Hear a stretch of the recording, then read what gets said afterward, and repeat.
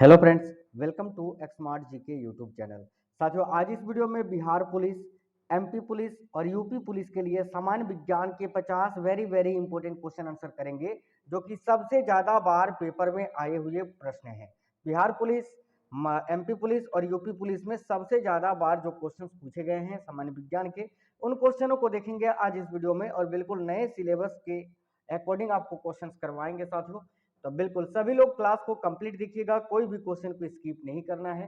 Class को like कर दीजिए, अपने सभी दोस्तों के साथ जरूर शेयर करिएगा। आप में से कोई भी साथी नए हैं, चैनल सब्सक्राइब करके बेल आइकन को ऑन कर लीजिएगा। चलिए बिना देरी किए हम लोग देखते हैं, क्लास को शुरू करते हैं। पहला क्वेश्चन है, फ़ारेनहाइट स्केल पर किसी वस्तु का ताप 212 डिग्री फ़ारेनहाइट है, तो सेल्सियस पैमाने पर उस वस्तु का ताप कितना होगा। तो साथियों देखिए, 212 डिग्री फ़ारेनहाइट बराबर कितना डिग्री सेल्सियस होगा, यही पूछा गया है। तो देखिए साथियों, आपको ये हमेशा याद रखना है कि 212 डिग्री फ़ारेनहाइट बराबर होता है 100 डिग्री सेल्सियस। ठीक है, तो 100 डिग्री सेल्सियस बराबर 212 डिग्री फ़ारेनहाइट। इस क्वेश्चन का राइट आंसर आ जाएगा option number C, 100 degree Celsius. याद रखिएगा। ठीक है, आज का अगला क्वेश्चन है, देखिए विज्ञान की शाखा न्यूरोलॉजी में कौन से अंग का अध्ययन किया जाता है। इंपोर्टेंट क्वेश्चन है। तो साथियों देखिए, विज्ञान की शाखा न्यूरोलॉजी में स्नायु तंत्र का अध्ययन किया जाता है। याद रखिएगा, राइट आंसर है ऑप्शन नंबर है स्नायु तंत्र। अगला क्वेश्चन है, एल्काइन का सामान्य सूत्र क्या होता है। तो देखिए बहुत इंपॉर्टेंट क्वेश्चन है, इसको नोट कर लीजिएगा। एल्काइन का सामान्य सूत्र पूछा है, तो देखिए option number B correct answer होगा, CnH2n और -2। ठीक है, तो option number B correct answer हो जाएगा। आज का अगला क्वेश्चन है, एलपीजी गैस में मुख्यतः क्या होती है। देखिए एलपीजी गैस जिसमें हम लोग खाना पकाते हैं घरों में, इसमें मुख्यतः क्या क्या होता है। तो देखिए करेक्ट आंसर क्या हो जाएगा, ऑप्शन नंबर सी, मीथेन तो होता ही है, प्रोपेन होता है और ब्यूटेन होता है। यानी राइट है option number C, methane, propane व ब्यूटेन। अगला क्वेश्चन है, हाइड्रोजन के समस्थानिकों की संख्या कितनी है। तो देखिए हाइड्रोजन में 3 समस्थानिक होता है साथियों। समस्थानिक यानी जिसको हम बोलते हैं आइसोटोप्स, है ना, आइसोटोप्स। तो समस्थानिक की संख्या 3 होता है। एक होता है आपका प्रोटियम, एक होता है ड्यूटेरियम और एक होता है ट्राइटियम। 3 समस्थानिक होता है। अगला क्वेश्चन है, ये क्वेश्चन रिपीट हो गया है। चलिए अगला क्वेश्चन है, अदिश राशि इनमें से कौन सा है। तो देखिए इनमें से कौन सा अदिश राशि है। मैंने एक आपको ट्रिक बताया था कि जिसमें वह आता है वह सदिश राशि है, जिसमें वह नहीं आता है वह अदिश राशि है। तो देखिए संवेग में वह है, बल आघूर्ण बिल्कुल इसमें भी वह है, लेकिन ऊर्जा इसमें जो है आपका वह नहीं है, तो ये आपका अदिश राशि है। Option number A correct answer हो जाएगा। अगला क्वेश्चन है, पित्त कहाँ जमा होती है। तो देखिए पित्त जो है ये निर्माण कहाँ होता है, तो पित्त जो है बनता है आपका यकृत में, बनता है यकृत में, लेकिन जमा कहाँ होता है, तो पित्ताशय में। राइट आंसर है साथियों ऑप्शन नंबर ए। अगला है, शुक्राणु में एक्रोसोम का कार्य क्या होता है। तो देखिए शुक्राणु में जो एक्रोसोम होते हैं उसका कार्य क्या होता है, तो अंडाणु को सक्रिय करना। ठीक है, शुक्राणु में जो एक्रोसोम होते हैं वो अंडाणु को सक्रिय करते हैं। याद रखिएगा option number B right answer है, अंडाणु को सक्रिय करना। निम्न में से कौन न तो तत्व है और न ही यौगिक है। तो देखिए यहाँ पर बताया गया है जल, तो जल जो है साथियों H2O। देखिए ये तो आपका यौगिक है ना, हाइड्रोजन और ऑक्सीजन का। पारा, पारा ये तो सिंगल एलिमेंट है। ठीक है, और ये यानी ये तत्व है आपका। और सोडियम क्लोराइड NaCl, ये भी सोडियम और क्लोरीन का आपका यौगिक है। लेकिन वायु क्या है, तो वायु गैसों का मिश्रण है। क्या है, ये मिश्रण है। तो वही तो आपसे पूछा था ना कि इनमें से कौन ना तो तत्व है और ना ही यौगिक है। तो राइट आंसर आएगा ऑप्शन नंबर ए, वायु। चलिए अगला क्वेश्चन है, मोती की रासायनिक संरचना किसकी बनी होती है। तो देखिए मोती की रासायनिक संरचना जो होती है वो कैल्शियम कार्बोनेट की बनी होती है। करेक्ट है option number A, calcium carbonate. Nano द्रव्यों का सर्वाधिक महत्वपूर्ण गुण क्या होता है। याद रखिएगा साथियों, नैनो द्रव्यों का सर्वाधिक महत्वपूर्ण गुण क्या होता है। तो देखिएगा करेक्ट आंसर है घर्षण, ऑप्शन नंबर बी। हाइपो का रासायनिक सूत्र क्या होता है। तो देखिए क्वेश्चन वेरी इंपॉर्टेंट है, कई बार पूछा जा चुका है। हाइपो का रासायनिक सूत्र होता है Na2H2O3 विथ 5H2। करेक्ट आएगा ऑप्शन नंबर ए, इसको नोट कर लीजिएगा आप लोग। ठीक है, नेक्स्ट है साथियों, निम्नलिखित में से कौन सी गैस वायु को प्रदूषित नहीं करती है। तो देखिए इनमें से कौन सी गैस है जो वायु को प्रदूषित नहीं करती है। तो देखिए राइट आंसर हो जाएगा, याद रखिएगा सभी साथी, option number A, oxygen. Oxygen जो होता है ये वायु को प्रदूषित नहीं करती है। ठीक है, नेक्स्ट है, रेफ्रिजरेटर में फ्रीऑन क्या होता है। तो देखिए रेफ्रिजरेटर में फ्रीऑन क्या होता है, तो याद रखिएगा डाइक्लोरो डाइफ्लोरोमीथेन होता है ये, ठीक है, डाइक्लोरो डाइफ्लोरोमीथेन। अगला है साइनोकोबालामिन क्या है, तो देखिएगा साइनोकोबालामिन ये साथियों रासायनिक नाम है विटामिन बी 12 का। राइट आंसर है option number D. Vitamin B 6 का रासायनिक नाम होता है पायरिडॉक्सिन। विटामिन बी टू का होता है साथियों राइबोफ्लोविन।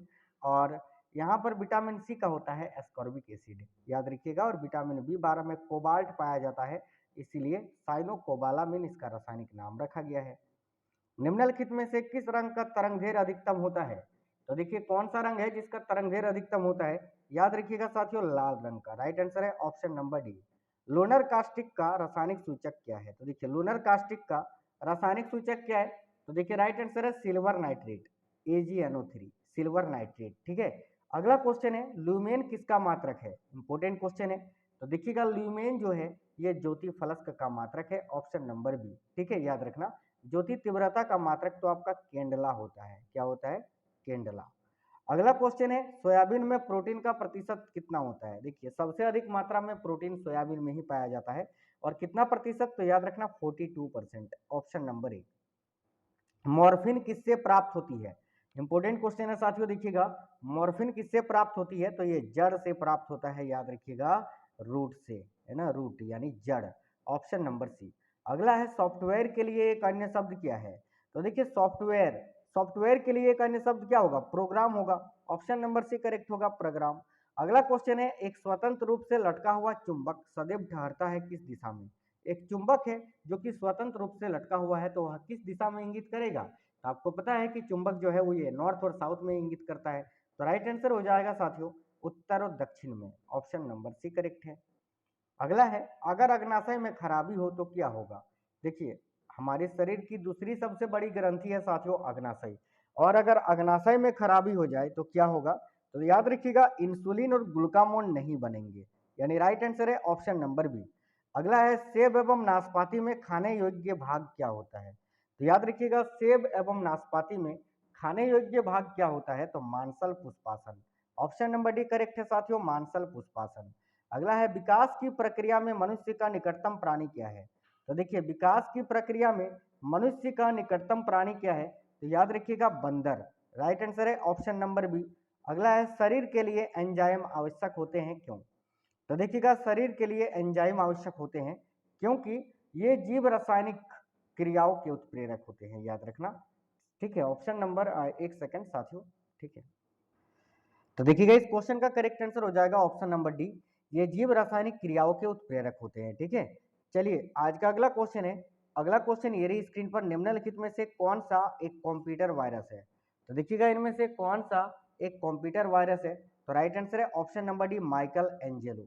अगला क्वेश्चन है साथियों तारा मछली के नाम से किसे जाना जाता है, तो देखिएगा तारा मछली के नाम से किसे जाना जाता है, तो याद रखिए एस्टोरियस को, एस्टोरियस को तारा मछली के नाम से जाना जाता है, करेक्ट है ऑप्शन नंबर ए। माइकोराइजा सहजीवी का संबंध होता है किसके बीच, इंपोर्टेंट क्वेश्चन है, तो याद रखिएगा माइकोराइजा सहजीवी का संबंध किसके बीच होता है, तो कवकों तथा उच्च पौधों के जड़ों के बीच, करेक्ट है ऑप्शन नंबर बी। सूक्ष्म जीव ये मिलते हैं किसमें, तो देखिएगा सूक्ष्म जीव किसमें मिलते हैं, तो राइट आंसर है साथियों देखिए लवण युक्त पानी में, रेतीली मिट्टी में और दलदल भूमि में, इन सभी में, राइट आंसर है ऑप्शन नंबर डी। अगला क्वेश्चन है एंटीफ्रीज ये किसका मिश्रण है, तो याद रखिएगा एंटीफ्रीज जो है ये मिथाइल अल्कोहल व जल का मिश्रण होता है, राइट है ऑप्शन नंबर सी। नेक्स्ट है साथियों चटका हुआ कांच चटकीला प्रतीत होता है क्यों, तो देखिए चटका हुआ कांच चटकीला यानी चमकीला प्रतीत होता है पूर्ण आंतरिक परावर्तन के कारण, तो करेक्ट आंसर है ऑप्शन नंबर डी, याद रखिएगा पूर्ण आंतरिक परावर्तन के कारण। अगला है कंप्यूटर के संदर्भ में एएलयू का तात्पर्य क्या होता है, यानी एएलयू का फुल फॉर्म क्या होता है, तो याद रखिए arithmetic logic unit, option number B correct हो जाएगा। अगला क्वेश्चन है साथियों देखिए स्पर्मेटिमोम ये कहाँ से प्राप्त होता है, तो याद रखिएगा वेल से, ठीक है, वेल, वेल मछली से, ऑप्शन नंबर डी।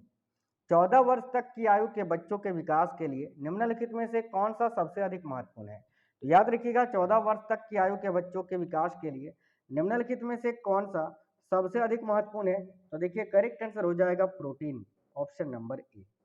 अगला क्वेश्चन है निम्न में से कौन सा माउस के जैसा कार्य करता है, तो देखिए इनमें से कौन माउस के जैसा कार्य करता है, तो याद रखिएगा साथियों ट्रैक बॉल, ये ट्रैक बॉल जो है कंप्यूटर में माउस के जैसा कार्य करता है। अगला क्वेश्चन है बुढ़ापे में दूरदृष्टि वहां खराब होती है जिसमें लेंस क्या हो जाता है। अब देखिए जब इंसान बूढ़ा होता है तो उनकी दूरदृष्टि खराब हो जाती है, जिसमें लेंस पर क्या प्रभाव पड़ता है। तो देखिए बुढ़ापे में लेंस जो होता है वो बहुत अधिक छोटा हो जाता है, याद रखिएगा, इसीलिए उनका दूरदृष्टि जो है कमजोर हो जाता है। चलिए अगला क्वेश्चन है रक्त जमने में किस तत्व की मुख्य भूमिका होती है। तो देखिएगा रक्त जमने में किस तत्व की मुख्य भूमिका होती है। याद रखिएगा साथियों कैल्शियम की, option number B. Law of floating सिद्धांत की खोज किसने की थी। तो देखिए लॉ ऑफ फ्लोटिंग सिद्धांत की खोज किसने की थी। याद रखिएगा आर्कमिडीज ने। राइट है ऑप्शन नंबर डी आर्कमिडीज।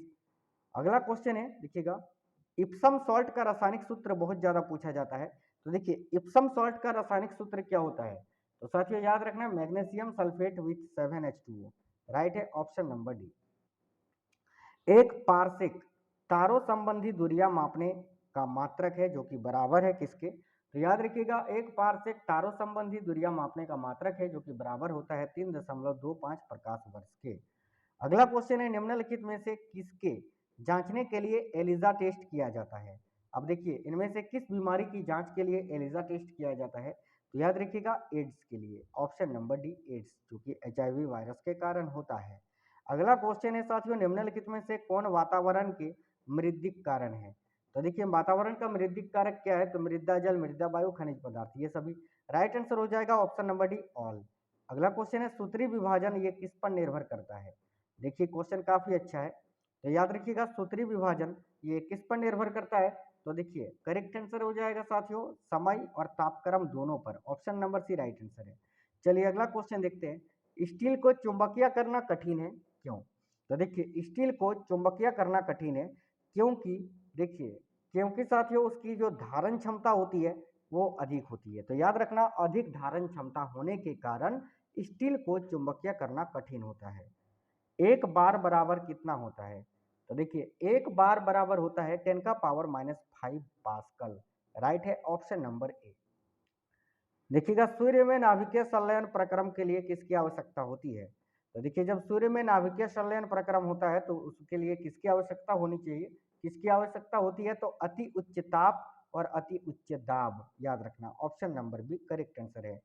अगला क्वेश्चन है उच्चतम वेधन क्षमता की तरंग कौन सी है, यानी सबसे अधिक वेधन क्षमता वाली तरंग कौन सी होती है। तो याद रखिएगा गामा रेज, गामा किरण, ऑप्शन नंबर डी करेक्ट है साथियों।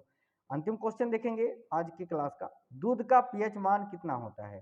तो देखिए साथियों दूध का पीएच मान कितना होता है। तो याद रखिएगा 6.6 है ना, बिल्कुल।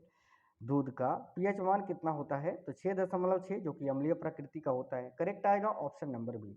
आज की इस क्लास में मैंने एमपी पुलिस, बिहार पुलिस और आपका यूपी पुलिस के लिए 50 इंपॉर्टेंट क्वेश्चंस कराएं।